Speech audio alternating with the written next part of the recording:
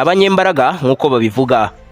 Ku ruhando mpuzamahanga baratinyitse ndetse mu bya gisirikare bashyirwa mu myanya y'imbere gusa, isibye ko banabishoramo amafaranga menshi cyane.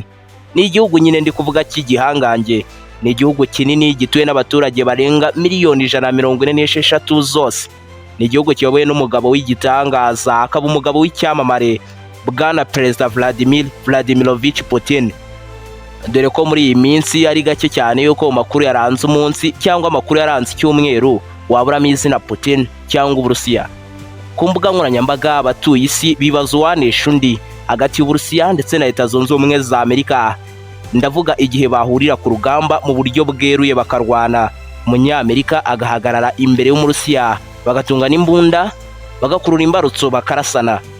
Ni impande ebyiri nyine zihanganye, kandi buri muyobozi w'igihugu cyose asabwa kujya kuri rumwe muri izi mpande.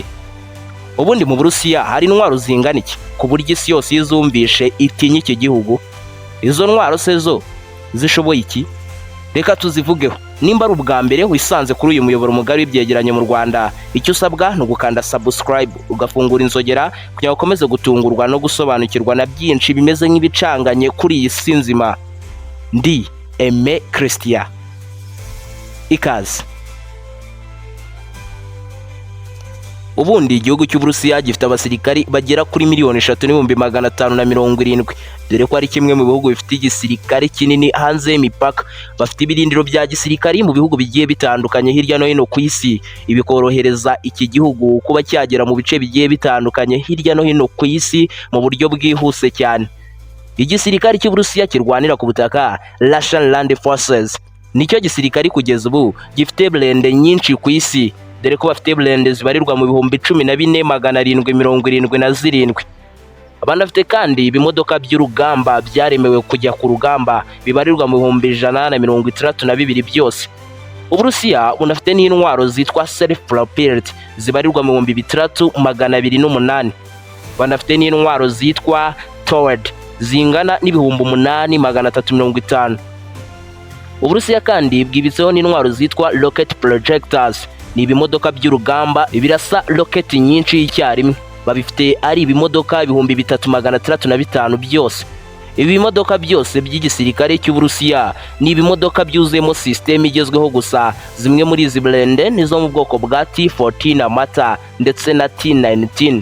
Izi ni burende zidasanzwe, zirasana umuvuduko mwinshi kandi zikarasa kure cyane, ndetse zifitemo n'uburinzi buhambaye cyane.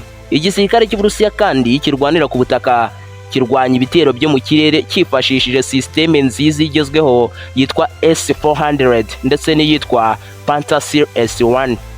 Reka tujye mu mazi. Nk'igisirikare cy'igihangange kinini kandi kizengurutswa ahanini n'inyanja, igisirikare cyabo kirwanira mu mazi gikomeye bingana iki? Igisirikare cy'Uburusiya kirwanira mu mazi kibitseho amato y'intambara abarirwa muri 780 yose.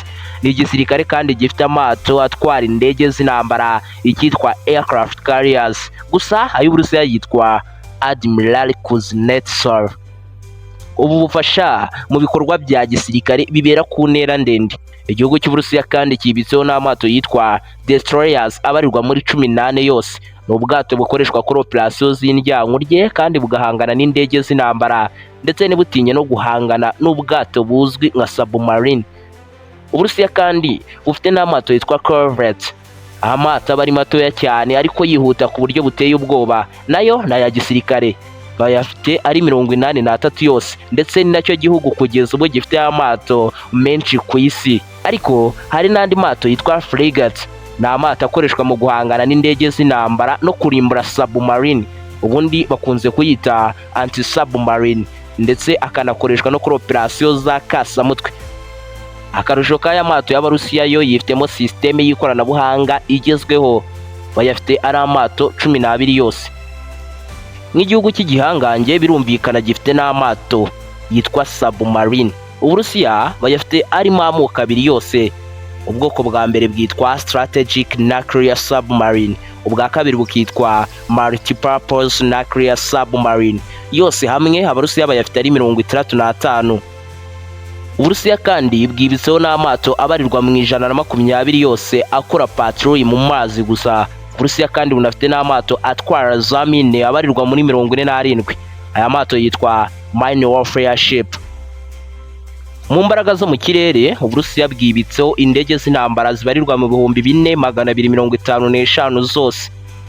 809 muri zo ni izitwa fighter jets, 730 ni izitwa attack aircraft, 456 muri zo ni izikoreshwa mu gutwara abasirikari ndetse n'intwaro bazita transport cargo, 552 ni izikoreshwa batoza abapilote batoza abasirikari barwanira mu kirere.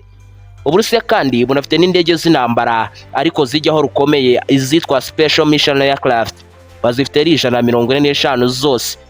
Bunafite n'indege zitwa tanker fleet, ni indege z'inyikorezi zizwiho gutwara ibintu biremereye. Uburusiya bufite zino ndege ari 192 zose.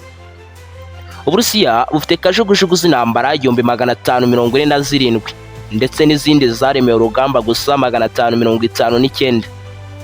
Ingingo y'imari y'igisirikare cy'Uburusiya yiyongereyeho 30% ugereranyije n'umwaka ushize. Umwaka wa 2024 ingingo y'imari y'igisirikare cy'Uburusiya ni miliyari 140 z'amadolari y'Amerika. Ni menshi ariko ni make cyane ugereranyije n'ingingo y'imari y'igisirikare cya Leta Zunze Ubumwe za Amerika. Uburusiya bufite ibisasu bya kirimbuzi bibarirwa mu 5997. Ibisasu bitandukanye n'ibindi waruzi bisanzwe. Ibisasu byo bifite ubushobozi bwo kuba byaturitse umujyi cyangwa igihugu cyose kigasibama ku ikarita, igihugu cyose kikaba amatongo. Uburusiya nicyo gihugu kibitse ibisasu byinshi ku isi kugeza ubu. Uko wakiriye ino video n'uburyo wayibonye uraza kubidusangiza muri comment, kandi nimba hari ikindi gihugu wifuza ko twazakubwira intwaro kibitseho urakitubwira muri comment. Nimba ari ubwa mbere wisanze kuri uyu muyoboro mugari w'ibyegeranyo mu Rwanda, icyo usabwa ni ugukanda subscribe ugafungura inzogera kugira ukomeze gutungurwa no gusobanukirwa na byinshi bimeze nk'ibicanganye kuri iyi si nzima.